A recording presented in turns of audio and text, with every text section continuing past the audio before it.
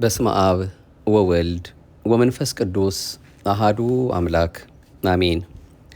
ክርስቶስ ተንሥአ በአማን ተንሥአ። ክርስቶስ ተነስቷል፣ በእውነትም በእርግጥም ተነስቷል። መድኃኒታችን ኢየሱስ ክርስቶስ የትንሣኤ በኩር ሆኖ ሞትን በሞቱ አጥፍቶ እርሱ በዚያች በዕለተ ሰንበት የተነሳባትን ብርሃነ ትንሣኤ አይተን ይኸው ለሁለተኛይቱ ሳምንት ማለትም ዳግም ትንሣኤ ለምትባለዋ ሰንበት ደግሞ በሕይወት በጤና ጠብቆ አደረሰን። ዳግም ትንሣኤ መባሉ ለምንድን ነው? በውስጡ የሚያካትታቸው ትምህርቶችስ ምንድናቸው? የሚለው በዛሬው በክፍል 4 ከትንሣኤ ጋር በተያያዘ ልንሰማው የሚያስፈልገንን ትምህርት ነው ይዘን የተመለስ ነው። በማህደረ ተዋህዶ እንደ ኦርቶዶክሳዊት ተዋህዶ ቤተ ክርስቲያናችን እምነት ስርዓትና ትውፊት ምንጭ እየጠቀስን ከምንከታተላቸው በርካታ የቅድስት ቤተ ክርስቲያናችን ትምህርቶች አንዱ ወደ ሆነው ወደ ዛሬው መልእክታችን ስናመራ የዳግም ትንሣኤ ዕለት ፈጸምነ ተብሎ ይጠራል። ይህም ከጸሎተ ቅዳሴ በኋላ ድህረ ዕርገተ ቁርባን፣ ልክ ቅዳሴ ከገቡ በኋላ ቁርባኑም ካለቀ በኋላ ወዲያውን ወጥተው ማለት ነው። ዲያቆኑ ከመዝሙር 112 ቁጥር 3 ላይ እምስራቀ ፀሐይ እስከነ ዓረብ ይትአኮት ስሙ ለእግዚአብሔር ልዑል ውእቱ መልዕልተ ኩሉ አሕዛብ የሚለውን ምስባክ ሰብኮ ወንጌል ይነበባል። ከዚያም መዘምራኑ በዮሐንስ ወንጌል ምዕራፍ 17 ቁጥር 4 ጌታችን መድኃኒታችን ኢየሱስ ክርስቶስ አባ ወአቡየ ግብር ዘወሀብከኒ ፈጸምኩ፣ እኔ ልሰራው የሰጠኸኝን ስራ ፈጽሜ በምድር ላይ አከበርኩ የሚለውን በማውሳት ይዘምራሉ። የሰሙነ ትንሣኤ በዓል አከባበር የሚጠናቀቀው በዚህ ዕለት በመሆኑ ዕለቱ ፈጸምነ ተብሎ ይጠራል። ይህ ዕለት ጌታችን መድኃኒታችን ኢየሱስ ክርስቶስ ደቀ መዛሙርቱ በዝግ ቤት ሳሉ በመካከላቸው ተገኝቶ ዳግመኛ የተገለጠበት እንዲሁም የሐዋርያው ቶማስ ምስክርነት የሚታሰብበት በመሆኑ አግቦተ ግብር ተብሎ ይጠራል። ክርስቲያኖች ሰሙነ ሕማማትን በጸሎትና በስግደት ስለሚያሳልፉ ሰሙነ ፋሲካን ደግሞ በተላ ደስታ ያከብራሉ። ስለ አግቦተ ግብር ኋላ መለስ ብለን የምናየው ሰፋ ያለ መልእክት ይኖረናል።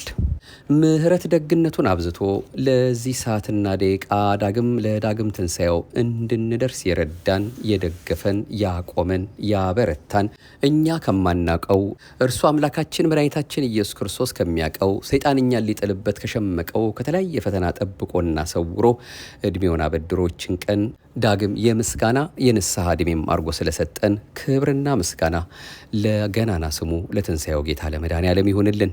እመብርሃንም እንደ አይነ ጥቅሻ የሚደርሰው ጸሎቷ፣ ፊት የማያስመልሰው አንገት የማያስቀልሰው ልመናዋ፣ እኛን ሁልጊዜም የሚጠብቀን የሚከልለን ቃል ኪዳኗ አልተለየንምና አዛኝቱም ስሟ የከበረ የተመሰገነ ይሁን። የቅዱሳኑ ሁሉ ጸሎትና ተራዳይነት ቃል ኪዳናቸውም ይኸው ከክፉ ጠብቆን እዚህ ደርሰናልና አምላካችን አሁንም ደጋጎቹ ቅዱሳን እንዲራዱን እንዲለመኑን ስለሰጠን ምስጋናና ክብር ለሱ ለአምላካችን አሁንም ከአጥናፍ እስከ አጥናፍ ከጠዋት እስከ ማታ ከዘላለም እስከ ዘላለም ከፀሐይ መውጫ እስከ ፀሐይ መጥለቂያ ድረስ ይሁንልን። ዳግም ትንሣኤ ለዛሬ በክፍል 4 የምንመለከተው የትንሣኤ መልእክታችን ነው። የትንሣኤ ሁለተኛ ሳምንት ዳግም ትንሣኤ ይባላል። ይኸውም የትንሣኤው ምስጢር ለሁለተኛ ጊዜ ለሐዋርያት የተገለጠበት ነው። የዮሐንስ ወንጌል ምዕራፍ 20 ከቁጥር 24 መድኃኒታችን በትንሣኤው ዕለት እንዲሁም ለሁለተኛ ጊዜ በተገለጠበት ዕለት በዳግም ትንሣኤ ሰላማቸው ለተወሰደባቸው ደጃቸውን ዘግተው ለተቀመጡት ተማሪዎቹ ሰላም ለእናንተ ይሁን አላቸው። የተቸነከረ እጁን በጦር የተወጋ ጎኑን አሳያቸው። ይህ የሆነው የትንሣኤው ዕለት ከሆነ ቶማስ በዕለቱ ስላልነበረ በዚያን ጊዜ ማለት ነው ደቀ መዛሙርቱ ጌታን አይተነዋል ከሙታን ተነስተዋል ቢሉት የችንካሩ ምልክት በእጆቼ ካላየሁ፣ ጣቴን በችንካሩ ምልክት ካላስገባሁ፣ እጄንም በጎኑ ካላስገባሁት አላምንም አላቸው። ይህን ተናግሮ ሳይጨርስ ሁሉን አዋቂ ጌታ በዝግ ቤት ገብቶ ቶማስን የምታምን እንጂ ተጠራጣሪ አትሁን፣ ጣትህን ወደዚህ አምጣና እጆቼን እይ፣ ያመንኩን እንጂ ያላመንክ አትሁን አለው። ቶማስም መለኮት የተዋሃደውን ሰውነት ሲዳስስ እጆቹ ከእሳት እንደገባ ላስቲክ ኩምትር አሉ። በዚህ ጊዜ ጌታዬ አምላኬ ብሎ ሃይማኖቱን ገለጠ። ጌታም ስላየኸኝ አምነሃል፣ ሳያዩኝ የሚያምኑ ብፁዓን ናቸው አለው። የቶማስን አእምሮ ሰላም ሰጠው። ክርስቶስን አምኖ መኖር በራሱ የሰላም ሰው መሆን ነው። ምክንያቱም እርሱ የሰላም አለቃ ነውና። ኢሳይያስ ምዕራፍ 9 ቁጥር 6። ሐዋርያውም የሰላም አምላክ ይለዋል ሮሜ 15 ቁጥር 33፣ ሮሜ 16 ቁጥር 20። ሰላማችን ክርስቶስ በተወለደ ጊዜ የተዘመረው መዝሙር ወሰላም በምድር ስምረቱ ለሰብ የሚል ነበር። ሉቃስ ምዕራፍ 2 ቁጥር 3። የፍጥረት ሁሉ ሰላም ክርስቶስ እሱን በማመን ልቦናችን ይጸና ዘንድ ሲያስተምረን ልባችሁ አይታወክ፣ በእግዚአብሔር እመኑ፣ በእኔ ደግሞ እመኑ አለ ዮሐንስ 14። ከእርሱም የምናገኘው ሰላም ከዚህ ዓለም ሰላም የተለየ መሆኑን ሰላሜን እሰጣችኋለሁ፣ እኔ የምሰጣችሁ ዓለም እንደሚሰጣችሁ አይደለም ሲል ነግሮናል። ዮሐንስ 14 ቁጥር 6 የሰጠውን ይህንን ልዩ ሰላም ለዓለም ሁሉ እንዲያደርሱ ደቀ መዛሙርቱንም ወደምትገቡበት ቤት ሁሉ አስቀድማችሁ ሰላም ለዚህ ቤት ይሁን በሉ ብሎ ልኳቸዋል። ሉቃስ ምዕራፍ 10 ሐዋርያው የክርስቶስ መስቀል የሰላም ምንጭ ስለመሆኑ ደግሞ በቆላሲስ ምዕራፍ 3 ቁጥር 15 ላይ በመስቀሉ ሰላምን አደረገ ብሏል። አሁንም ሐዋርያው የክርስቶስ ሰላም በልባችሁ ይብዛ ካለ በኋላ በዚህ ሰላምም እንኖርበት ዘንድ ቢቻላችሁ በእናንተ በኩል ከሰው ሁሉ ጋር በሰላም ኑሩ ብሏል ሮሜ 12:18። በተጨማሪም እርስ በርሳችሁ በሰላም ኑሩ ይላል አንደኛ ተሰሎንቄ ምዕራፍ 5 ቁጥር 13፣ ሮሜ ምዕራፍ 5 ቁጥር 1። የሕይወት ሰላም የሌላቸው በክርስቶስ ሞትና ትንሣኤ የተገኘውን የክርስቶስን ሰላም መያዝ እንደሚገባቸው ደግሞ ሊቁ ሲናገር ኦ ንጉሠ ሰላም ኢየሱስ ክርስቶስ ሰላመከ ሀበነ፣ የሰላም ንጉሥ ሰላማዊ ኢየሱስ ክርስቶስ ወይ ሰላምህን ስጠን ብሏል። ዳግም ትንሣኤ መባሉ ጌታችን ሳምንቱን ተሰውሮባቸው ሰንብቶ በዝግ ቤት እያሉ ዳግመኛ ስለተገለጠላቸው ዳግም ትንሣኤ ተብሏል። ውስጠ ምስጢሩ ግን ከእሁድ ከቀዳማይ ትንሣኤ ጀምረው ቢቆጥሩ 8 ቀን ይሆናል። አንድ ቀን እንደ 1000 ቆጥሮ 8000 ይሆናል። ዳግማዊነቱ ለትንሣኤ ነውና በ8ኛው ሺህ ዘመን ዳግም በትንሣኤ ዘጉባኤ እንነሳለን ለማለት ዳግም ትንሣኤ ተባለ። ባሕረ ጥበባት መጋቤ ምስጢራት ቅዱስ ያሬድ የወንጌሉን ቃል አጉልቶ ሲተርክልን ደግሞ እንዲህ አለ። ኢየሱስን በዚህ ሰሞን በኢየሩሳሌም የሆነውን አላወክምን አለው። እርሱም በእግዚአብሔር ፊት በሥራውና በቃሉ ብርቱ ስለሆነ ስለ ኢየሱስ ነው። ለሞት አደረሱት፣ ፈረዱበት። ወደ መቃብሩ ማልዶ የሄዱ ሴቶች ደግሞ የኢየሱስን ሥጋ አላገኙም። ዛሬ እነሳለሁ፣ መድኃኒትን አደርጋለሁ ብሎ ለደቀ መዛሙርቱ እንደነገራቸው ተነስቷል አሉንና አስገረሙን ሲል ዘምሯል። እኛም በሃይማኖት እንደምንነሳ እናምናለን። ቅዱስ ጳውሎስ እንግዲህ ከክርስቶስ ጋር ከተነሳችሁ ክርስቶስ በእግዚአብሔር ቀኝ ተቀምጦ ያለበትን በላይ ያለውን አስቡ ይለናል ቆላሲስ ምዕራፍ 3 ቁጥር 1። እንዲሁም ከሙታን ባስነሳው በእግዚአብሔር አሰራር በማመናችሁ ከእርሱ ጋር ተነሳችሁም ብሏል ቆላሲስ ምዕራፍ 2 ቁጥር 12። በኤፌሶን መልእክቱ ላይ ደግሞ የጸጋውን ባለጠግነት ያሳይ ዘንድ ከእርሱ ጋር አስነሳንም አለ። ቤተ ክርስቲያንም ትንሣኤ ልቦና ተነስታለች፣ በእምነትም መነሳቷን ትሰብካለች። ራእይ ምዕራፍ 20 ቁጥር 4 የክርስቶስ ትንሣኤ የእርሷ መሆኑን በማመን ቤተ ክርስቲያን ከሞት አትነሽም፣ የመቃብር ኃይልም አልተሻረልሽም ብለው መናፍቃን ቢቃወሟትም እርሷ ግን እንዲህ በማለት ትመልሳለች። መጽሐፍ እንደሚል ክርስቶስ ስለ ኃጢአታችን ሞተ፣ ተቀበረም፣ በሦስተኛውም ቀን ከሙታን ተነሳ። ክርስቶስ ከሙታን እንደተነሳ የሚሰበክ ከሆነ ከእናንተ አንዳንዶቹ ትንሣኤ ሙታን የለም ለምን ይላሉ? ትንሣኤ ሙታን እስከሌለ ክርስቶስ አልተነሳማ። ክርስቶስ ካልተነሳ ስብከታችን ከንቱ ነው፣ እምነታችንም ደግሞ ከንቱ ናት የሚለው የቅዱስ ጳውሎስን መልእክት አንግባ ያልተገዘረ የመናፍቃንን አእምሮ እየገረዘች የትንሣኤ እመቤት እንደሆነች ትመሰክራለች።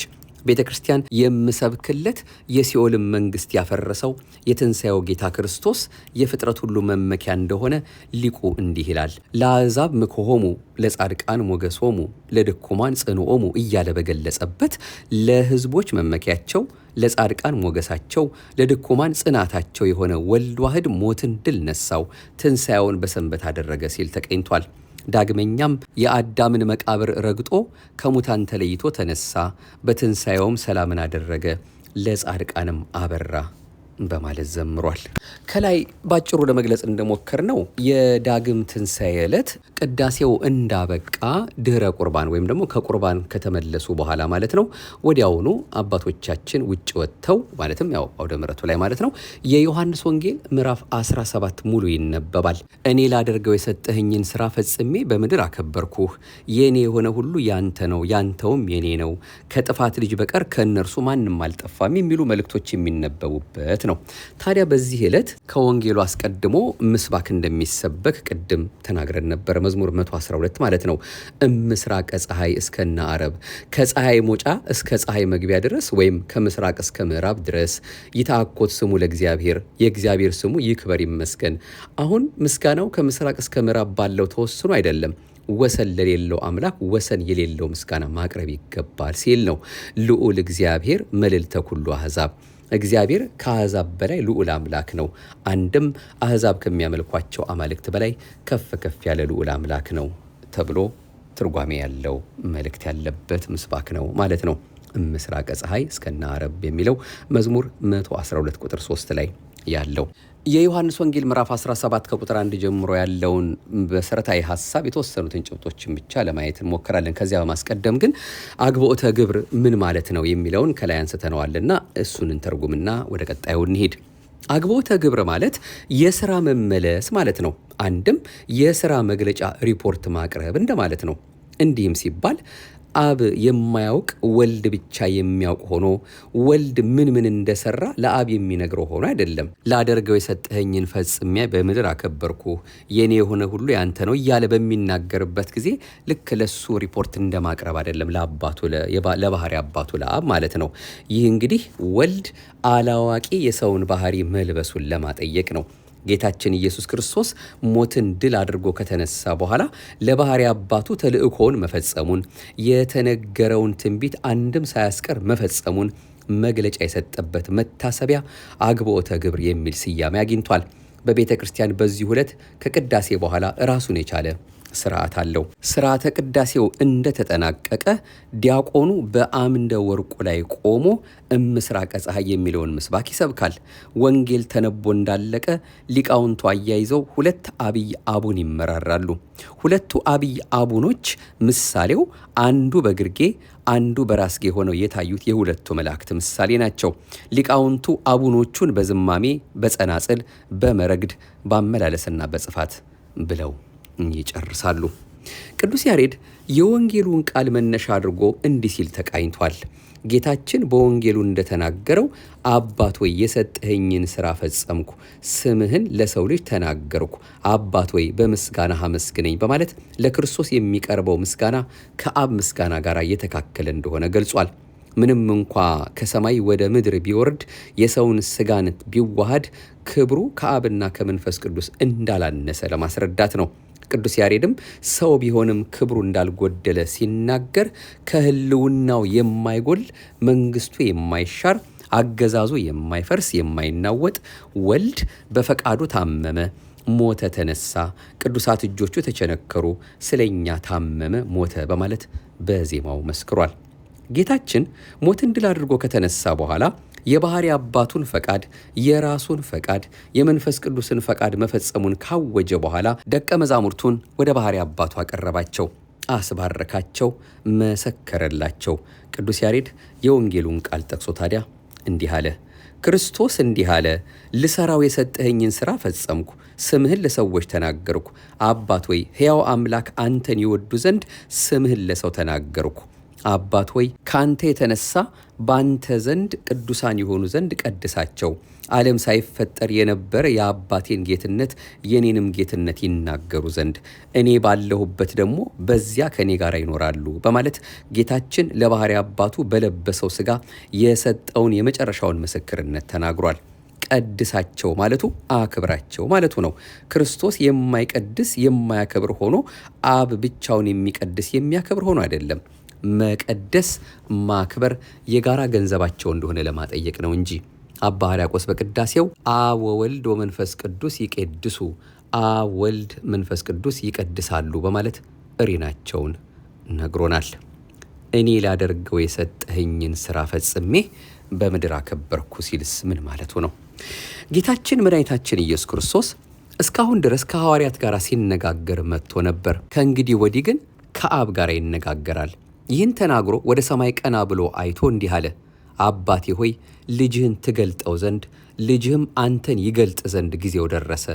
በስጋዊ በደማዊ ፍጥረት ላይ እንዳሰለጠንከው ልጅህን ትገልጠው ዘንድ በስጋዊ በደማዊ ፍጥረት እንዳሰለጠንከው መጠን ልጅህ አንተን ይገልጥ ዘንድ ጊዜው ደረሰ። አንድም በሀብት ስበህ በረድኤት አቅርበህ ስለሰጠኸው የዘላለም ድህነት የሚገኝበት ሃይማኖትን ይሰጣቸው ዘንድ የዘላለም ድህነት የሚገኝበት ሃይማኖት ይህች ናት። የባህሪ አምላክ አንተም ብቻ ያውቁ ዘንድ ነው። ውረድ ተወለድ ሙት ተሰቀል ብለው የላከው ኢየሱስ ክርስቶስንም ያውቁ ዘንድ ነው። እሰራው ዘንድ የሰጠኸኝን ሥራ ፈጽሜ ወይም ሰርቼ በዚህ ዓለም ገለጥኩህ። አባት ሆይ ዓለም ሳይፈጠር ካንተ ዘንድ በነበረ ጌትነቴ ግለጠኝ። ለዓለሙ ወገን በሀብት ስበህ በረድኤት አቅርበህ ለሰጠኸኝ ሰዎች አባትነትህን ነገርኳቸው። ሕግህን ጠበቁ። የሰጠኸኝን ሁሉ ካንተ ዘንድ እንደተገኘ አወቁ። በሕልውና ያስተማርከኝን ቃል አስተምሬያቸዋለሁና እነሱም ተምረው አካል ዘእም አካል ባህሪ ዘእም ባህሪ ካንተ ተወልጄ እንደመጣሁ አወቁ። አንተ ውረድ ተወለድ ሙት ተሰቀል ብለህ እንደላከኝ አመኑ። እኔ የምለምንህ ስለ ዓለሙ አይደለም፣ በሀብት ስበህ በረድኤት አቅርበህ ስለሰጠኸኝ ስለ እነዚህ ነው እንጂ ማለቱ ነው። እኔ ላደርገው የሰጠኸኝን ሥራ ፈጽሜ በምድር አከበርኩ ማለቱ፣ የኔ የሆነ ሁሉ ያንተ ነው ያንተውም የኔ ነው ማለቱ ደግሞ እስመ እሊአከ ያንተ ገንዘቦች ናቸውና የኔ ገንዘብ ሐዋርያት ያንተ ገንዘብ ነቢያት ናቸውና በእነሱ ቃል ተመሰገንኩ፣ በእነሱ ሥጋ ተገለጥኩ። እንግዲህ ወዲህ በዚህ ዓለም አልኖርም፣ እነሱ ግን በዚህ ዓለም ይኖራሉ። እኔ ወደ አንተ መጣለሁ። ልዩ አባት የሌለህ አባት አንድም የባህሪ አምላክ በሀብት ስበህ በረድኤት አቅርበህ የሰጠኸኝን ስሜኒ መሐሪ ወመስተሳህል ባልከውም በስምህ ጠብቃቸው። እኛ በባህሪ በሕልውና አንድ እንደሆን እነሱም በጸጋ አንድ ይሆኑ ዘንድ እኔ በዚህ ዓለም ከእነርሱ ጋር ሳለሁ በሀብት ስበህ በረድኤት አቅርበህ የሰጠኸኝን ይቅር ባይ በሆነው በስምህ ጠበቅኳቸው ማለቱ ነው። በመጨረሻም ከጥፋት ልጅ በቀር ከእነርሱ ማንም አልጠፋም ማለቱ ደግሞ መጽሐፍ መታሰቢያውና ስም አጠራሩ ከገጸ ምድር ይጥፋ ብሎ የተናገረው ይደርስ ይፈጸም ዘንድ ጥፋት ከሚገባው ልጅ ከይሁዳ በቀር ማንም አልጠፋብኝም። ዛሬ ግን ወደ አንተ መጣለሁ፣ ይህን ለዓለሙ አስተምራለሁ። ተድላ ደስታዬ በእነርሱ ፍጹም ይሆን ዘንድ እኔ ሕግህን አስተማርኳቸው። ዓለሙ ግን ጠላቸው። እኔ ከዚህ ዓለም እንዳልተገኘው ከዚህ ዓለም የተገኙ አይደሉምና የምለምንህ ከዚህ ዓለም በሞት ልትለያቸው አይደለም፣ ከመከራ ሥጋ ከመከራ ነፍስ ትጠብቃቸው ዘንድ ነው እንጂ። አሁን እንዲህ ማለቱ አብ የማያውቅ ሆኖ አይደለም፣ አንድነታቸውን ለሐዋርያት ለመናገር ነው። አንድም እኔ ከዚህ ዓለም እንዳልተገኘው ከዚህ ዓለም አልተገኙምና በጽኑ ቀጠሮ አጽናቸው፣ ቀጠሮ ጽኑ ነውና ሲል ነው።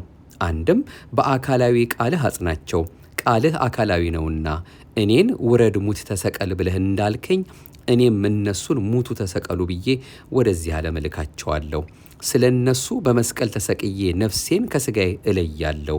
አንድም በእነሱ ሥጋ ራሴን በተዋህዶ አከብራለሁ። በእውነት ንጹሐን ክቡራን የሆኑ ዘንድ የምለምንህ ስለ እነሱ ብቻ አይደለም፣ ከእነሱ ተምረው ስላመኑብኝ ምእመናንም ጭምር ነው እንጂ። አንተ በእኔ እኔም በአንተ ሕልው እንደሆንኩ እነርሱም በጸጋ በረድኤት አንድ የሆኑ ዘንድ አንድ መሆንን ስጣቸው ማለቱ ነው። በወደድከኝ መጠን እነርሱን እንደወደድካቸው ዓለም ያውቃል ሲል ደግሞ እኛ በባህሪ በሕልውና አንድ እንደሆን እነሱም በጸጋ አንድ የሆኑ ዘንድ ውረድ ተወለድ ሙት ተሰቀል ብለህ እንደላከኝ ዓለሙ ያምን ዘንድ የሰጠኸኝን ክብር ሰጠኋቸው። እኔ የዓለም ብርሃን እንደሆንኩ እነርሱንም የዓለም ብርሃን አደረግኳቸው። እኔ ቸርረኛ እንደሆንኩ እነርሱንም ቸርረኞች አደረግኳቸው። እኔ የባህሪ አምላክ እንደሆንኩ እነርሱንም የጸጋ አማልክት አደረግኳቸው። እኔ ፈዋሽ እንደሆንኩ እነርሱንም ፈዋሴ ድውያን አደረግኳቸው። በአጠቃላይ ስሜንም ግብሬንም አወረስኳቸው ሲል ጌታችን የሐዋርያትን ክብር በባህሪ አባቱ ፊት መስክሮላቸዋል። ዳግመኛም እኔ በእነሱ አድሬ እኖራለሁ፣ አንተም በእኔ ሕልው ሆነ ትኖራለህ። በፍቅር ፍጹማን የሆኑ ዘንድ አንተ እኔን እንደወደድከኝ እኔም ወደድኳችሁ። አባቴ በሀብት ስበህ በረዴት አቅርበህ የሰጠኸኝ እኒህ ከእኔ ጋር ተዋህደው ሊኖሩ እወዳለሁ። የሰጠኸኝን ክብር ያዩ ዘንድ አንድም አባቴ በሀብት ስበህ በረዴት አቅርበህ የሰጠኸኝን እኒህ እኔ ከገባሁበት ውሳጤ መላእክት ገብተው ሊኖሩ እወዳለሁ። ጌትነቴን ያዩ ዘንድ ዓለም ሳይፈጠር ወደኸኛልና አባ ጻድቅ የባሕርይ አምላክ ዓለሙ አላወቀህም፣ እኔ ግን አወቅኩህ፣ እነሱም አወቁህ። አንተም ውረድ ተወለድ ሙት ተሰቀል ብለህ እንደላከኝ አወቁህ። አባትነትህን ነገርኳቸው፣ ዳግመኛ ነግራቸዋለሁ። ፍቅረ መስቀል በእነሱ ጸንቶ ይኖር ዘንድ አንድም ፍቅረ መንፈስ ቅዱስ በእነሱ አድሮ ይኖር ዘንድ እኔም አድሬባቸው እኖራለሁ ማለቱ ነው። እንግዲህ የዮሐንስ ወንጌል ምዕራፍ 17 ከቁጥር 1 ጀምሮ ያለው መልእክት ጠቅለል ባለ ሁኔታ ሲገለጽ እንግዲህ ዳግም ትንሣኤ በዚህ መልኩ የሚታሰብ ነው። አንዳንድ ነገር በዚሁ ላይ ለማከል ያህል ታዲያ በግብርና የሚተዳደሩ ክርስቲያኖች ከተጽኢኖ አርብ እስከ ዳግም ትንሣኤ ባሉት ዕለታት ማለትም ተጽኢኖ አርብ ማለት እሁድ ሆሳዕና ሆኖ ከሱ ቀደም ያለው አርብ ማለት ነው ተጽኢኖ ተብሎ የሚጠራው። ከዚያ ጀምሮ እስከ ዳግም ትንሣኤ ባሉት ዕለታት በግብርና የሚተዳደሩ ክርስቲያኖች እንግዲህ ምንም አይነት ተግባረ ሥጋ አይሰሩም። በዳግም ትንሣኤ ማግስት ሰኞ ዕለት ከተጽኢኖ ጀምሮ ተደፍቶ የሰነበተው ወፍጮ ተነስቶ ለዘወትር ተግባሩ ይሟሻል። በዚህ የተነሳ ምዕመናን ይህን ዕለት ኩበት ወረራ ወይንም ወፍጮ ማሟሻ በማለት ይጠሩታል። በዳግም ትንሣኤ ደግሞ ከጸሎተ ቅዳሴ በኋላ ልዑካኑ ወደ ቅኔ ማህሌት ወርደው ጸሎተ አኮቴት ያደርሳሉ። በመቀጠልም መዘምራኑ መዋሰት ያደርሳሉ። በስርዓቱ መጨረሻም መሪ ጌታው 3 ጊዜ አዋጅ አዋጅ አዋጅ የጌታ ቸርነቱ 40 ጹሙ 50 ብሉ ማለቱ 40 ጻጹት እንበለ አጥንት ጻጹት ማለት የዶሮ ጫጩት ማለት ነው። 50 ጋንጠላ እንበለ አተላ ጅራቱ ምድር አብስ ቀንዱ ሰማይ ጠቀስ ያንን አርዳችሁ አወራርዳችሁ ንስሐ አባታችሁን ጠርታችሁ ዋሉ ይህን ስላልኳችሁ ጦም አትዋሉ ዘር አትምተሩ በማለት በታላቅ ድምፅ ያውጃሉ። ጦም አትዋሉ ማለትም ከማናንሼ ወይንም እንዲህ ከተባለ በማለት ቤተሰብን በማስራብ ደግሶ ማብላት እንዳይገባ የተሰጠ ምዕዳን ነው። አትምተሩ ዘር አትምተሩ ማለቱ ደግሞ ለቀጣይ ዓመት ምርት ዘር የሚሆን ሳታስቀሩ ያላችሁን ጨርሳችሁ አትደግሱ ማለት ነው። እንግዲህ ለዛሬ እንደሱ እንደ አምላካችን ፈቃድ ዳግም ትንሣኤ ለምን እንደሚከበርና በተለይም ደግሞ በዚህ ዕለት የሚነበበው ወንጌል ማለትም ቅዳሴው ካበቃ በኋላ የዮሐንስ ወንጌል ምዕራፍ 17 ማለት ነው እጅግ በጣም በርካታ ሚስጥራት ስላሉት በዚያ ውስጥ ያለውን አንዳንድ ቁም ነገር ከብዙ በጥቂቱ ከሙሉ በከፊሉ ምን ለማለት እንደተፈለገ ለማየት ወደን ነው። ምሕረትና ደግነቱን አብዝቶ ይኸው በዛሬው በክፍል 4 የትንሣኤ መልእክታችን ዳግም ትንሣኤን ለምን እንደምናከብርና በውስጡ ያካተታቸውን ቁም ነገሮችን ለማየት አምላካችን አብቅቶናልና ስላስተማረን ስለመከረን ክብርና ምስጋና ለገናና ስሙ ይሁንልን። ከዚሁ ከትንሣኤ እንግዲህ ብዙም ሳንርቅ ደግሞ ምናልባትም ሌሎች መርሃ ግብሮችን በመሃልም እያስገባንም ቢሆን ልናያቸው የሚያስፈልጉ አምላካችን በቸርነቱ ሊያስተምረን በልባችንም ሊያሳድርልን ያሳሰበንን መልእክቶቻችንን ይኸው ምንጭ ጠቅሰን ማድረሳችንን እንቀጥላለን። የኤማሁስ መንገደኞች አሉ ወደፊት የምናያቸው ሌሎችም ጉዳዮች አሉ። ከትንሣኤው ጋር ልንማር የሚያስፈልገንን የደግነት ባለቤት እሱ ሰማይና ምድር ሲያልፍ በማያልፈው ቃሉ በዚህ በትንሣኤ ብርሃን እንድንመላለስ ከሀሳባችን ከልባችን እንዳይወጣ የቅድስት ተዋሕዶ ቤተክርስቲያናችን ደግሞ አንድም እያለች እያመሰጠረች የምትነግረንን ተነግሮ ተዘርዝሮ የማያልቀውን ትምህርቷን እኛም ቀንጨብ እያደረግን የምንከታተለውን አሁንም መድኃኔዓለም እንደረዳን መጠን ማድረሳችንን እንቀጥላለን። ለዛሬው ይቆየን። አቤቱ አንተን መፍራትን በልቦናችን በጎ አምልኮትህንም በህሊናችን ጨምር። በአንዲቷ ለቅዱሳን ፈጽሞ በተሰጠችዋ በዚች በተዋህዶ ሃይማኖታችን ጸንተን ተግተን እንድንኖር ከሚያሳስቡ መልእክቶቻችን እንግዲህ ለጊዜው በ4 ክፍሎች የትንሣኤን ማለትም የጌታችንን ብርሃነ ትንሣኤ በተመለከተ ይኸው ወደ እናንተ ስናደርስ ቆየን። 5፣ 6 እያልን እንቀጥላለን። የተለያዩ ሚስጥሮች ስለምንሰማ ማለት ነው በተለያየ ጊዜ አምላካችን አሁንም የደግነቱን ስራ ሰርቶ ደግሞ በቀጠሮ አገናኝቶን የበለጠውን ደግሞ እንደዚሁ እሱ አምላካችን በህይወታችን እንድንኖርበት የሚያስፈልገንን የቤተክርስቲያናችንን አስተምሮ የምንከታተልበትን ቀሪ ጊዜ ባርኮ ቀድሶ እንዲሰጠን የተቀደሰ ፈቃዱ ይሁንልን። ክብር ምስጋና ይሁን ለአብ፣ ክብር ምስጋና ይሁን ለወልድ፣ ክብር ምስጋና ይሁን ለመንፈስ ቅዱስ ዛሬም ዘወትርም ለዘላለሙ አሜን። የዛሬውን ሰፋ ያለውን መልእክት ያገኘነው ከሆህተ ስብከት ዘቅዱስ ያሬድ ቅጽ 2 በሊቀ ጉባኤ ጌታውን ደምፀ እናንተም እንድትይዙት አደራ አደራ አደራ እያልናችሁ ያለው መጽሐፍ ነው።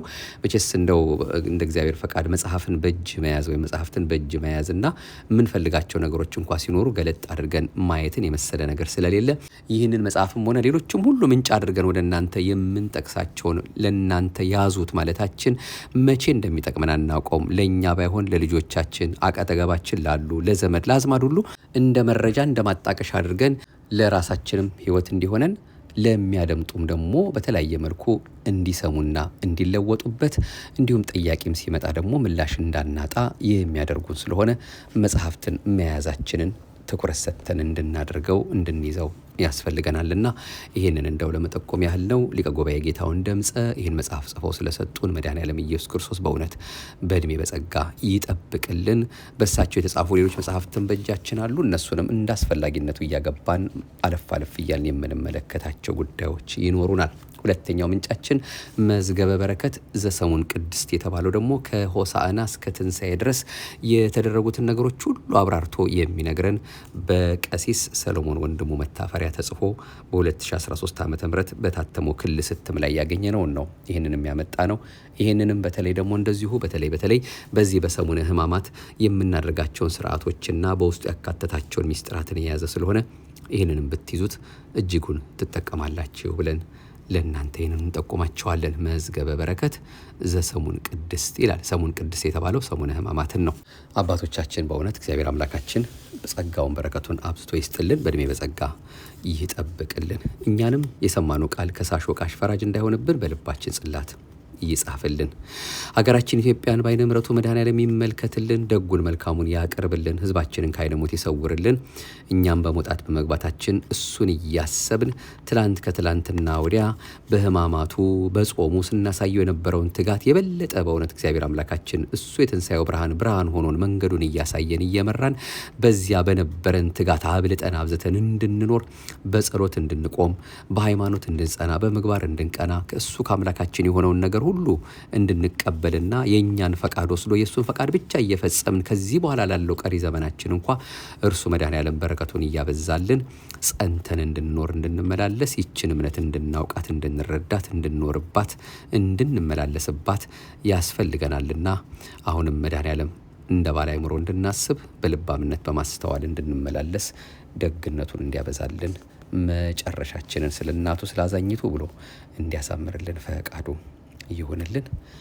አሜን። የቀጠሮ ሰዎች ይበለን። ማህደረ ተዋሕዶን ለሚያደምጡ ሁሉ አድርሱልን። እናንተም ሰብስክራይብ ያደረጋችሁ ከሆነ አድርጋችሁ እስከዛሬ ምናልባት ወደ 2000 ገደማ ይሆናል ወደ እናንተ ያደረስነው መርሃ ግብር ብዙ ነገር ታገኙበታላችሁና ያንንም እየተመለሳችሁ እንድታዩት ከወዲሁ ለመጠቆም እንወዳለን። ሰላም እግዚአብሔር ከሁላችን ጋር ይሁንልን። አሜን። ይቆየን።